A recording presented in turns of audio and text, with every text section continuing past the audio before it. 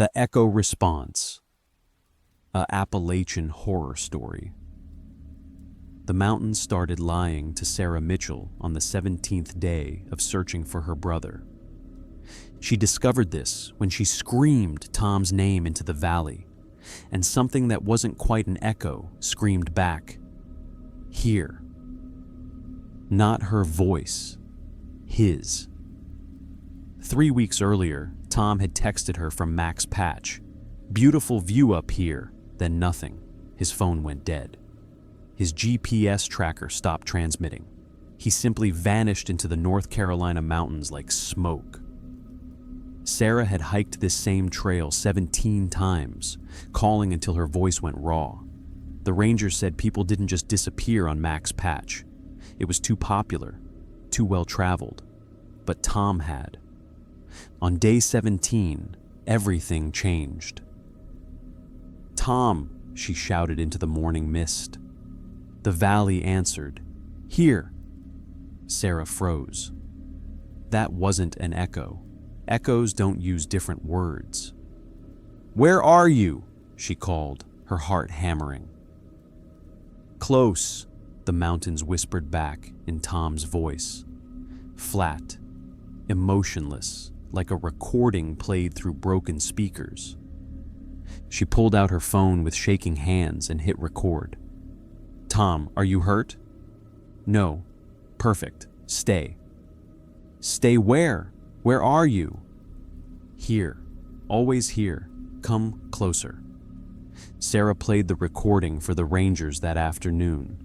They gathered around her phone in uncomfortable silence, listening to her brother's voice coming from the empty mountains. "Ma'am," Ranger Davidson said carefully, "grief can cause auditory—" "I recorded it," Sarah interrupted. "You're hearing it. That's not in my head." The rangers exchanged looks. Davidson's partner, a younger woman named Chen, spoke up quietly. "Play it again, the part where he says his mother's maiden name." Sarah's blood went cold. She hadn't asked that question. She scrolled back through her recordings. There it was. Yesterday's audio. "Tell Mom, tell Margaret Holloway I'm okay." Only family knew their mother's maiden name. The search expanded. Sarah went out every day, and every day she talked to the mountains. The voice knew everything. Tom's childhood dog's name, the scar on his left ankle from a bike accident, the fight they'd had before he left about selling their parents' house. But the voice was leading them in circles. Sarah marked every location where she heard responses on her map. They formed a perfect ring, 5 miles in diameter, never letting her get closer to the center. On day 23, she tried something different. She hiked to the usual spot, but this time she didn't call out. She just stood there in the morning silence and listened. That's when she heard them. Dozens of voices, maybe hundreds, echoing through the valleys, all calling out different names. "Mom, Mom, I'm here." "Jessica, can you hear me? I'm okay." "Dad, Dad, over here." And the mountains answering each one, learning, practicing, using the voices of the lost to lure in the searchers. Sarah's hands trembled as she recorded it all. The mountains were harvesting voices, collecting them, using them as bait. Her phone rang. Tom's number. She almost didn't answer, but her finger moved on its own. "Sarah." His voice was clearer now, almost perfect. "I found the most amazing cave. You have to see this. I'll send you coordinates." A location pin dropped on her map. Deep wilderness, miles from any trail, in the exact center of that 5-mile circle. "Tom," she whispered, "what's in the cave?" Silence. Long enough that she thought the connection had dropped. Then, Everyone's here. We're all waiting. Come join us." The line went dead. Sarah stared at the coordinates. Behind her, she heard Ranger Davidson organizing another search grid, his voice tired but determined. They'd search until dark. They always did. In front of her, the mountains waited, patient and ancient. Her phone buzzed. A text from Tom's number. "Please, Sarah, I'm so alone. Don't leave me here."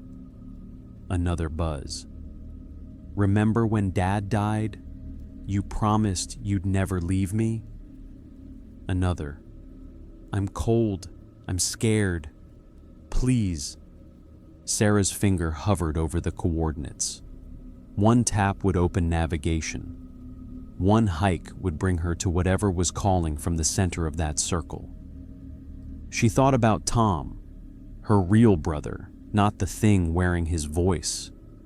Tom who hated caves, who got claustrophobic in elevators. Tom who would never, ever tell her to come into a cave in the mountains.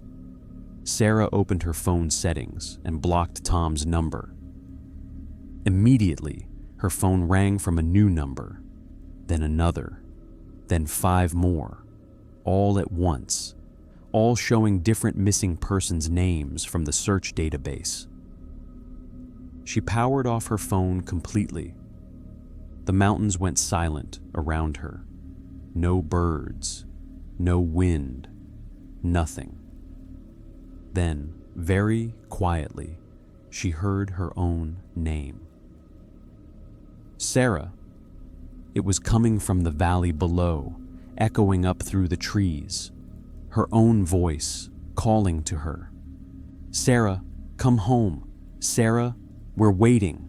Sarah, don't you want to be found?" She turned and walked back toward the trailhead, each step deliberate, refusing to run, refusing to show fear. Behind her, the voices multiplied.